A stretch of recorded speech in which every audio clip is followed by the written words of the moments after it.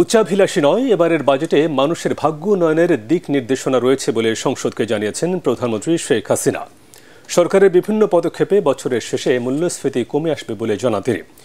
অতিরিক্ত আয়ের অর্থকে অর্থনীতির মূলধারায় ফিরিয়ে আনতেই কালো টাকা সাদা করার সুযোগ দেওয়া হয়েছে বলে জানিয়ে প্রধানমন্ত্রী বাজেট বক্তৃতায় বলেন, বাজেট বাস্তবায়নের মধ্য দিয়ে বাংলাদেশ আরেক ধাপ এগিয়ে যাবে। শরফুল আলমের রিপোর্ট।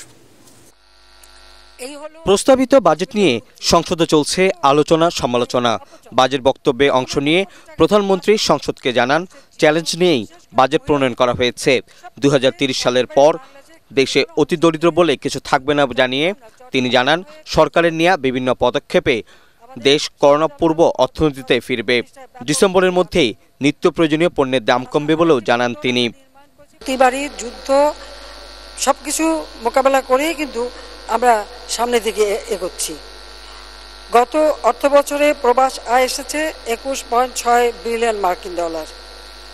আমাদের রপ্তানি প্রবৃদ্ধি অব্যাহত থাকা এবং কম গুরুত্বপূর্ণ আমদানির উপর নিয়ন্ত্রণ অব্যাহত রাখায় আমরা অর্থ বছরের জুলাই মার্চ সময়ে চলতি হিসেবে ভারসাম্যে 5.7 বিলিয়ন মার্কিন ডলার উদ্বৃত্ত রয়ে গেছে।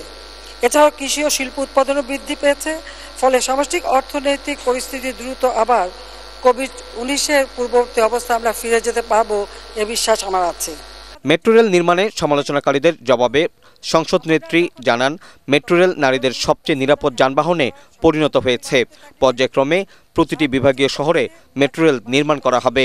ফেনী থেকে কক্সবাজার পর্যন্ত চালু করা হবে মেরিন ড্রাইভ।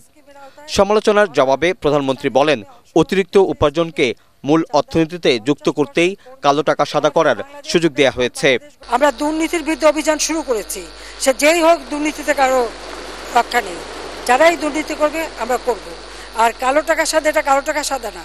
এখন সব জিনিসের দাম বেড়ে গেছে। এখন এক কাঠা জমি যার আছে সে কয়েক কোটি টাকার মালিক। এই ঢাকা শহরে এক কাঠা জমি থাকলে কয়েক কোটি টাকার মালিক।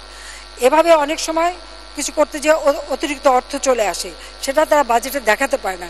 সেটা যাতে তারা আয়কর দিতে পারে না, সেটা আয়কর দিয়ে যাতে তারা মূল ফিরে আসে, মানে আয়কর দিয়ে মূল জনগোষ্ঠীতে যাতে ফিরে আসে, আর এই ধরনের কর্মকাণ্ড যাতে না করে, সেই জন্যই এই মাঝে মাঝে এই ধরনের সুযোগ দেয়া হয়। এর আগে স্পিকার শিরিন শারমিন চৌধুরীর সভাপতিত্বে সংসদে 2024-25 সালের বাজেট আলোচনা শুরু হয়। আলোচনা শুরুতেই কালো টাকা সাদা, কর হার সহ বাজেটের সমালোচনা করেন বিরোধী দলীয় নেতা GM কাদের। শরফুল আলম, ATN বাংলা, ঢাকা।